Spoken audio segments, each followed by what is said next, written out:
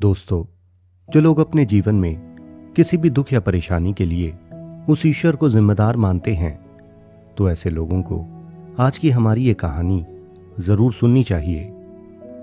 ये कहानी उन लोगों के लिए भी है जो अपनी किस्मत को हमेशा दोष देते रहते हैं, क्योंकि आज की ये कहानी आपको जीवन के असली सच से रूबरू करवाएगी।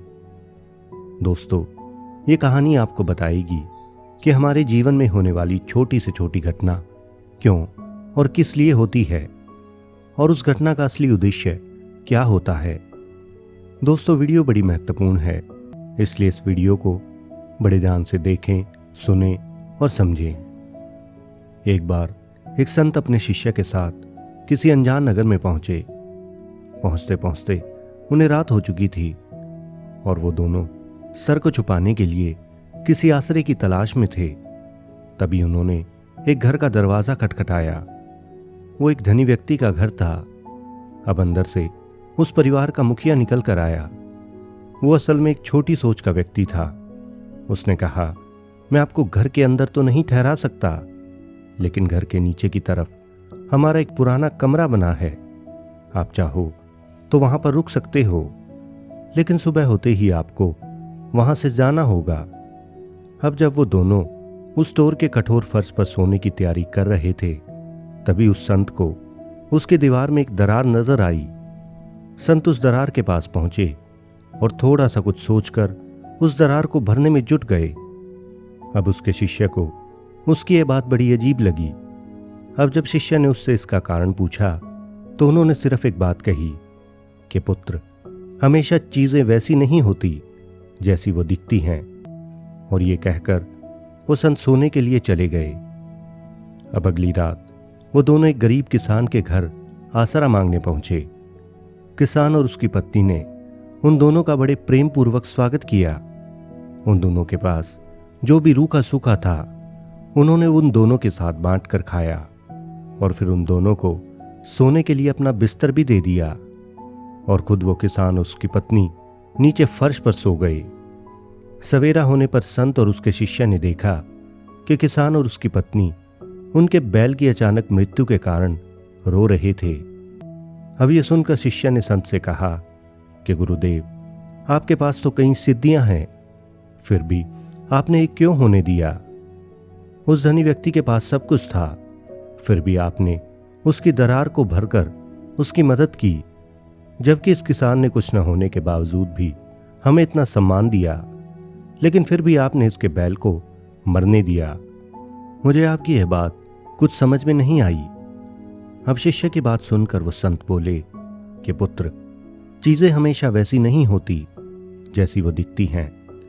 असल में उस धनी व्यक्ति के घर की उस दीवार की दरार से मैंने स्वर्ण मुद्राओं का भंडार देख लिया था, जिसका उस घर के मालिक को भी नहीं पता था। और यही वजह थी कि उसने उस रात हमें उस कमरे में रहने की अनुमति दी। इसलिए मैंने उस दरार को बंद कर दिया ताकि उस स्वर्ण मुद्राओं का भंडार उसके हाथ न लग सके।